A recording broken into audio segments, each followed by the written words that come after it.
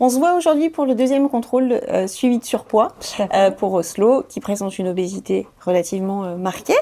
Alors, comment s'est passé ce premier mois depuis qu'on a changé l'alimentation?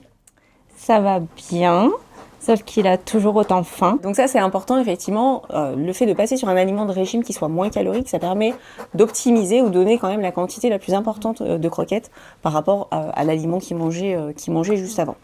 Aujourd'hui, Oslo, avec son aliment de régime, dont les caractéristiques, c'est d'avoir un aliment qui est riche en protéines, en quantité et en qualité. L'objectif de la perte de poids, c'est vraiment que de perdre sa masse graisseuse qu'il a en trop, mais pas sa masse musculaire.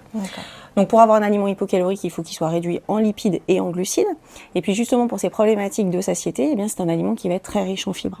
On retrouve aussi de la L-carnitine, qui est un ingrédient qui va permettre de stimuler le métabolisme lipidique, donc justement d'aller taper un petit peu dans ces graisses. On a plusieurs semaines d'amaigrissement encore, puisqu'il y avait 40% de masse graisseuse en trop, donc ça va prendre quand même plusieurs semaines. La théorie, c'est à peu près 1% de perte de poids par semaine. Donc on est parti sur une petite quarantaine de semaines, une petite année de régime. Donc ça va être long, je le sais.